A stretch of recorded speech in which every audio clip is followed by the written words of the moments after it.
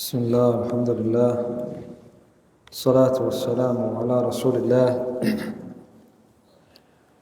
وعلى آله وصحبه ومن والاه. أما بعد، فمر معنا في الدرس المتقدم في ذكر قصة يوسف عليه الصلاة والسلام مع إخوته في سورة يوسف التي قصها الله عز وجل علينا في كتابه العزيز. ووصلنا إلى قول الله عز وجل: وأسروه بضاعة أو شروه بثمن بخس دراهم معدودة وكانوا فيه من الزاهدين، عندما باعه إخوته للسيارة وباعوه بثمن بخس أي قليل جدا. لماذا باعوه بثمن بخس؟ لماذا لم يبيعوه بثمن غال؟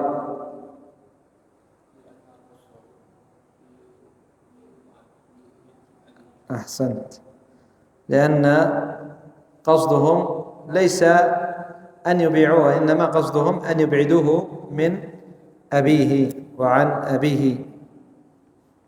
قال الله عز وجل: وقال الذي اشتراه من مصر لامرأته أكرمي مثواه عسى أن ينفعنا أو نتخذه ولدا وكذلك مكنا ليوسف في الأرض ولنعلمه من تأويل الأحاديث والله غالب على أمره ولكن أكثر الناس لا يعلمون.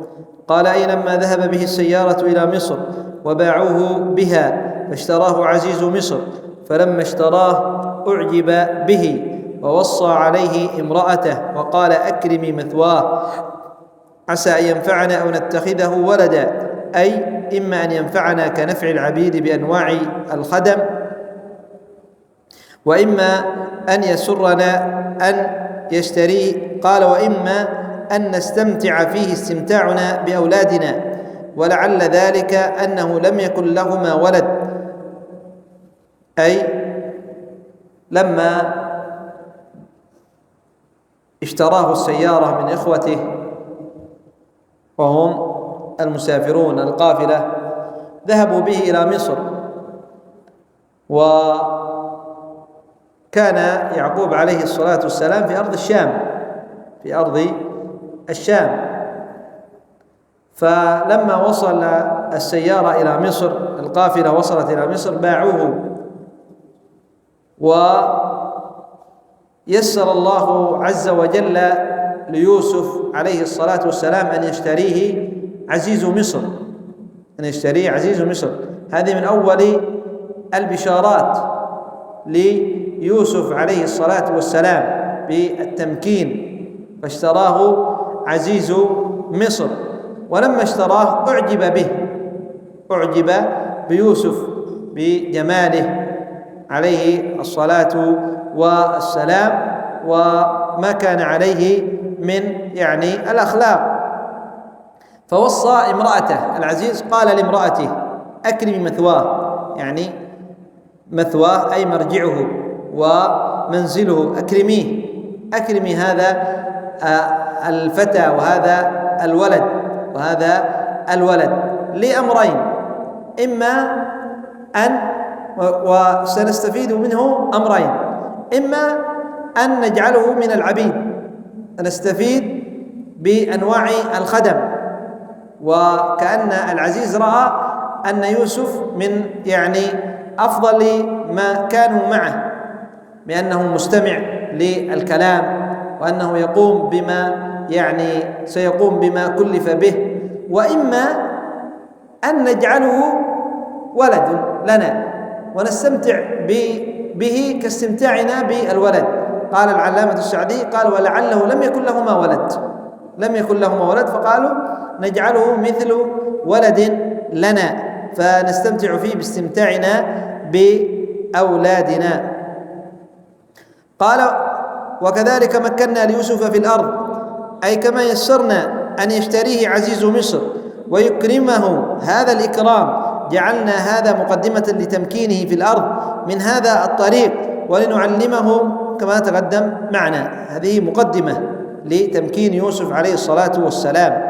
قال: ولنعلمه من تأويل الأحاديث إذا بقي لا شغل له ولا هم له سوى العلم، صار ذلك من أسباب تعلمه علما كثيرا من علم الأحكام وعلم التعبير وغير ذلك، والله غالب على أمره، أي أمره تعالى نافذ لا يبطله مبطل ولا يغلبه مغالب، ولكن أكثر الناس لا يعلمون، فلذلك يجري منهم ويصدر ما يصدر في مغالبة أحكام الله القدرية، وهم أعجز وأضعف من ذلك.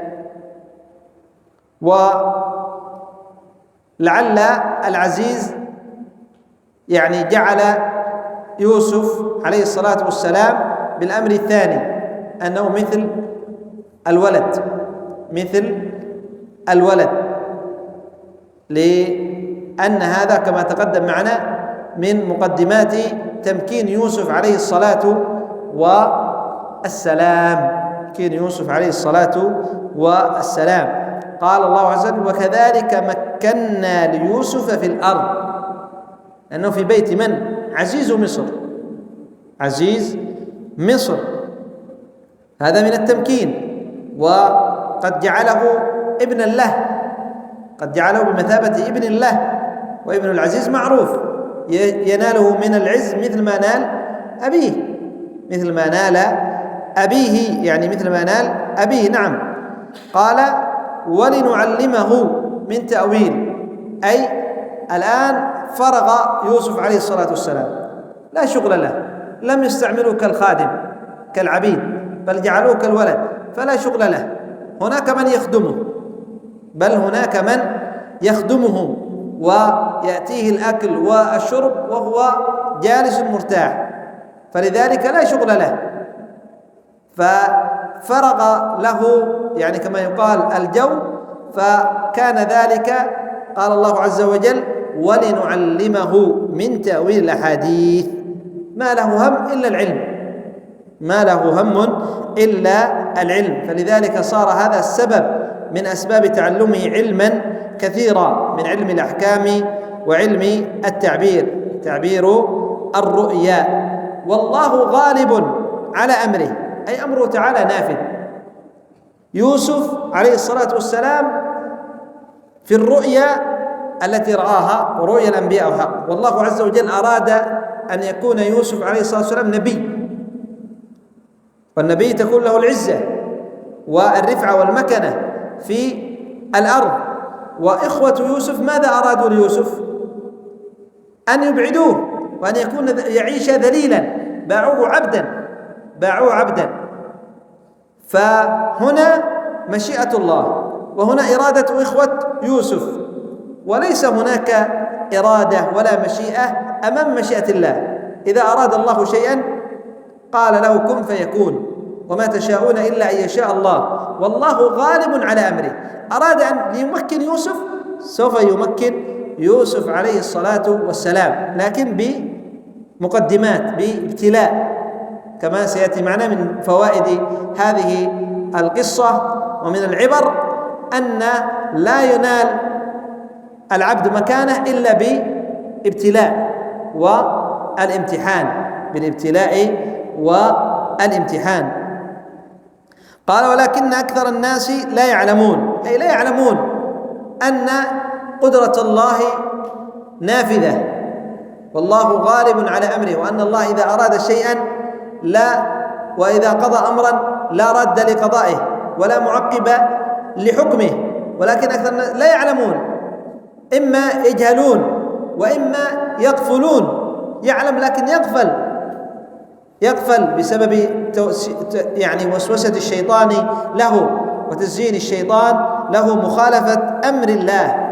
قال: فلذلك يجري منهم أي من هؤلاء الناس الذين لا يعلمون أن الله غالب على أمره، يجري منهم ويصدر ما يصدر في مقاربة أحكام الله القدرية، كما صدر من إخوة يوسف، كما صدر من إخوة يوسف، قال يعني أرادوا ليوسف أن يكون عبدا دليلا، والله عز وجل أراد أن يكون نبيا له العزة والمكانة، فجاء بعكس ما أرادوا، وهم أي الناس أعجز، هم أعجز شيء، لا قدرة لهم، بل القدرة الكاملة التامة لله عز وجل. ومن هنا ينبغي للعبد أن يتوكل على الله في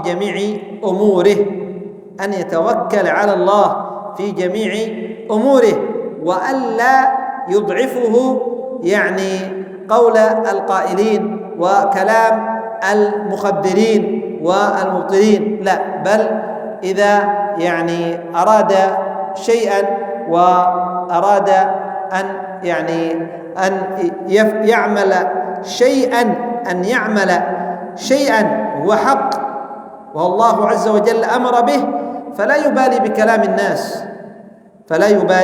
بكلام الناس، ولن ينفعوه ولن يضروه شيئا إلا إذا أراد الله عز وجل هذا الشيء سوف يكون، أما إذا لم يرده فلن يضروك شيئا. يقول النبي صلى الله عليه وسلم: واعلم أن الأمة لو اجتمعت على أن ينفعوك بشيء لم ينفعوك إلا بشيء قد كتبه الله لك. اجتمع الأمة جميعا، من في مشارق الأرض ومغاربها، على أن ينفعوك ولو بشيء يسير، أن يوصلوا إليك بنفع الله عز وجل ما أراده، لن يستطيعوا أن يوصلوه إليك ما أراده الله عز وجل. واعلم أن الأمة لو اجتمعوا على أن ينفعوك بشيء لن ينفعوك إلا بشيء قد كتبه الله لك، وإن اجتمعوا على أن يضروك بشيء، كل الأمة مشارق الأرض ومغاربها، على أن يوصلوا إليك ضرر، يجرحوك في يدك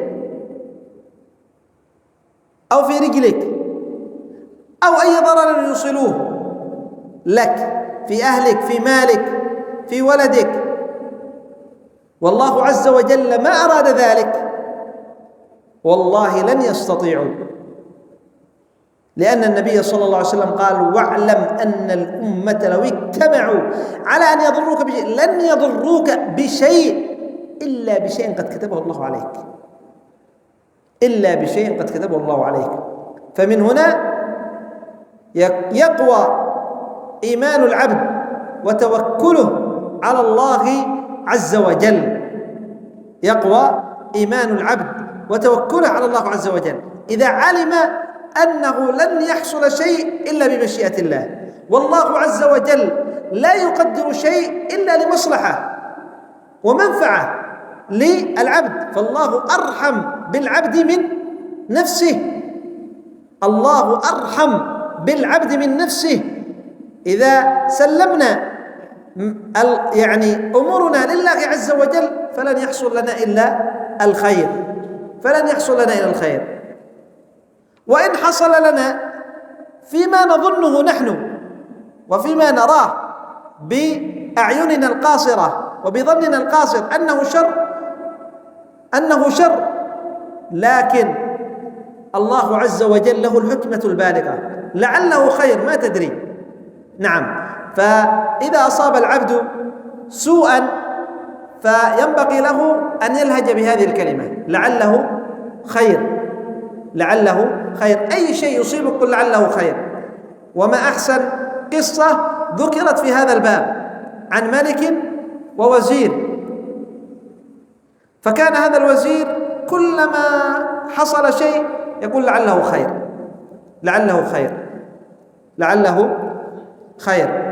فذات يوم قطعت، يعني كان الأمير يعمل شيئا فقطعت إصبع الأمير، فقال الوزير لعله خير. قطعت إصبعه، أين الخير؟ انظروا. قال لعله خير. غضب الملك، قال لعله خير وقطعت إصبعي، أين الخير؟ هذا في نظرنا، في النظر القاصر. فأمر بأن يسجن الوزير، أمر بأن يسجن الوزير. فخرج الملك كعادة الملوك، يخرجون في بين فترة أخرى للصيد قديم. خرج مع جنوده للصيد في قابة، فتاه الملك بعد كان يطارد فريسة، دخل في القابة، انفصل عن جنوده، تاه في هذه القابة. وكان في هذه القابة يعيش أناس يعبدون يعني إلها لهم صنم، يعبدون صنم، وكانوا يقربون في كل وقت له قربان من البشر. فصادف ذلك اليوم وقت تقريب القربان، فأمسكوا بالملك، أمسكوا بالملك، أرادوا أن يذبحوه يقربوه لإلههم، يعني إلههم وربهم. فلما أرادوا أن يذبحوه نظروا فإذا أصبعه مقطوعة، قالوا هذا ناقص، نحن لا نقرب لإلهنا إلا رجل كامل، فخلوا سبيله. رجع مباشرة إلى الوزير، قال قطعت إصبعي، فقلت لعله خير. نعم، هذا خير حصل لي، لأنه لو كانت إصبعي موجودة كنت ذبحت. لكن أنت الآن، عندما أيضا غضب الملك وأمر بسجنه، قال الوزير لعله خير، ستدخل السجن، قال لعله خير. قال أنت قلت لعله خير وأنت ستدخل إلى السجن، أين الخير؟ قال الخير أني لو كنت معك، أنا دائما معك ما أفارقك، صح؟ فإذا كنت معك سوف يمسكوننا باثنيننا، أنا وأنت، فأنت ناقص وأنا كامل، سوف يذبحوني أنا. هنا سلم الملك وقال نعم لعله خير، لعله خير. إذن ما يصيب العبد يقول لعله خير. الله عز وجل ما يفعل شيء إلا لحكمة، والله عز وجل أرحم بنا من أنفسنا، أرحم بنا من أنفسنا. قال ولما بلغ أشده آتيناه حكما وعلما وكذلك نجزي المحسنين. أي لما بلغ يوسف أشده، أي كمال قوته المعنوية والحسية، وصلح لأن يتحمل الأحمال الثقيلة من النبوة والرسالة، آتيناه حكما وعلما، أي جعلناه نبيا رسولا وعالما ربانيا. وكذلك نجزي المحسنين في عبادة الخالق ببذل الجهد والنصح فيها، وإلى عباد الله ببذل النفع والإحسان إليهم، نؤتيهم من جملة الجزاء على إحسانهم علما نافعا. ودل هذا على أن يوسف وفى مقام الإحسان، فأعطاه الله الحكم بين الناس والعلم الكثير والنبوة. أي لما بلغ يوسف أشده، أي القوة للتحمل الرسالة. وقال العلماء أن هذا يكون في سن 40، يكون في سن 40. فلما بلغ يوسف 40، لأن نبينا محمد صلى الله عليه وسلم متى أوحي إليه وعمره كم؟ 40 سنة، 40 سنة. فلذلك استدل بعض العلماء وأهل التفسير على أن يوسف لما بلغ أشده أي بلغ 40 سنة، بلغ 40 سنة. آتيناه حكما وعلما، أي جعله الله عز وجل نبيا رسولا. وهذا جزاء لإحسانه، إحسان يوسف. الإحسان يكون إلى عباد الله بأن يوصل إليهم النفع ويحسن إليهم. ومن أعظم الإحسان إلى الخلق دعوتهم، أمرهم بالمعروف ونهيهم عن المنكر. هذا أعظم إحسان يقدمه العبد إلى الخلق، أعظم الإحسان يقدمه العبد إلى الخلق أن يأمرهم بالمعروف وينهاهم عن المنكر، أن يعلمهم الكتاب والسنة. هذا أفضل الإحسان. وكذلك الإحسان إلى الله عز وجل، وهذا كما قال النبي صلى الله عليه وسلم أن تعبد الله كأنك تراه، فإن لم تكن تراه فإنه يراك. قال العلامة السعدي: ودل هذا على أن يوسف وفى مقام الإحسان إلى الخلق، وفى بأن أحسن إليهم وعلمهم وأرشدهم، ووفى أيضا مقام الإحسان إلى الله عز وجل، فلذلك أوتي علما كثيرا. فمن أحسن الله إليه، وما جزاء الإحسان إلا الإحسان، وما جزاء الإحسان إلا الإحسان. نكتفي بهذا القدر إلى هنا. سبحانك اللهم وبحمدك، أشهد أن لا إله إلا أنت، أستغفرك وأتوب إليك.